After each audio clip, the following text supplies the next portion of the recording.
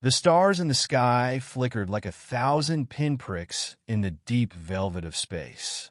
On a small, forgotten planet at the edge of the universe, something unusual stirred. A ship, damaged beyond recognition, lay abandoned in the wilderness. It was not of this world. Its intricate, shimmering hull had once been a marvel of alien technology, capable of speeds faster than light. Now, it was a husk, marred by the ferocity of battle, left to rot in the dirt and dust of a remote planet. From the wreckage emerged a figure, frail yet regal, her skin a strange hue, a luminescent shade of blue that glowed faintly in the dim light of a distant sun. She staggered, her legs buckling beneath her as her hand clutched at her side. Blood, an alien substance, pooled beneath her. She was wounded, perhaps mortally so, yet her eyes, bright, fierce, refused to surrender to the pain. This was Princess Zara, the last of her royal line, a warrior from the distant planet of Varian. She had been on a diplomatic mission to forge alliances with the human race, but her journey had gone terribly awry. Her ship had been ambushed by a rival faction of her people who had turned against her family. She had barely escaped with her life. Now, stranded and near death on a primitive world, she had little hope left. But fate, as it often does, had other plans. Mariam, a young human woman, lived on the outskirts of a small, quiet village. She was used to the isolation. Her life had been filled with hard work, physical challenges, and the quiet routine of tending to her family's small farm. It wasn't glamorous, but it was her life. She never expected anything extraordinary to happen. Until it did. Mariam was out for her usual evening walk when she saw the flash of light in the sky. It streaked across the horizon, a burning streak of fire that lit up the world around her. She had seen meteors fall before, but this was different. She ran toward the crash site, heart pounding in her chest. She arrived at the wreckage to find the alien princess lying in a heap, her breathing labored, eyes fluttering in and out of consciousness. Mariam's breath caught in her throat. This was no meteor. This was something far beyond anything her people had ever encountered. Without hesitation, Mariam approached the wounded figure. Her first instinct was to flee. After all, who knew what kind of danger this being might pose? But something about the princess's fragile state stirred an unfamiliar feeling inside her. Something deep within her heart told her she could not leave this creature to die alone. Kneeling beside her, Mariam hesitated for a moment, then gently reached out and touched her shoulder. The princess winced but didn't pull away. Mariam's mind raced as she assessed the damage. The alien's blood was thick, a dark shade of purple, and her wounds were severe.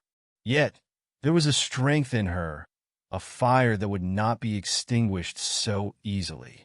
"I won't leave you," Mariam whispered, even though she wasn't sure why she felt compelled to say it. It was as though something larger than both of them had drawn their fates together. The princess's eyes fluttered open, meeting Mariam's gaze with a strange intensity. Her voice, weak but filled with dignity, rasped out, You would help me?" Mariam nodded, despite the uncertainty gnawing at her insides. She had no medical training, no knowledge of alien biology, but she couldn't let this being suffer. "Yes, you're not alone." The princess tried to speak again, but the effort was too much. Her body fell limp, and Mariam panicked. She had to do something, anything, to save her. Mariam carefully lifted the princess into her arms, gritting her teeth against the effort. It was no small feat, the princess's weight far heavier than it appeared, but Mariam refused to give up. Back at her home, Mariam did what she could. She cleaned the wounds, using what little she had on hand. There was a strange energy in the air as the princess rested, an energy that Mariam couldn't quite place. The night passed slowly, and Mariam sat by her side, keeping vigil. By morning, the princess stirred again, her color slightly improved.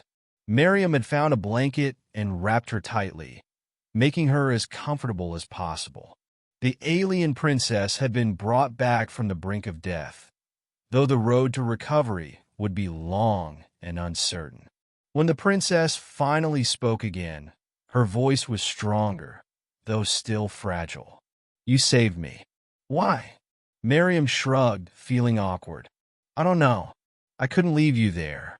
Maybe it's just human nature to help when we can." The princess looked at her with a mix of curiosity and disbelief. "You're a primitive human," she murmured, more to herself than to Mariam. "Your kind is not known for compassion." Mariam bristled, but she didn't reply. Instead, she stood up, moving toward the small fire she had made to keep warm. She busied herself with a pot of soup, her hands shaking slightly. It was hard to keep her mind on anything other than the alien woman in her cabin, who was now looking at her as if she were some kind of miracle. Days passed, and with each passing hour, the bond between them deepened. The princess, whose name was Zara, slowly recovered, though she remained weak. She shared stories of her people, of her kingdom, of the stars beyond their world. And Mariam listened, fascinated by the tales of a life so different from her own.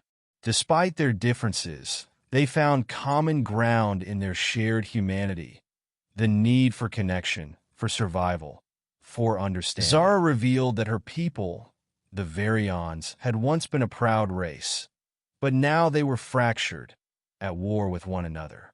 Her family had been in the process of negotiating peace with Earth, and Zara had been sent as a representative. But betrayal had led her to this, to a crash landing on a world that was as foreign to her as it was to Mariam.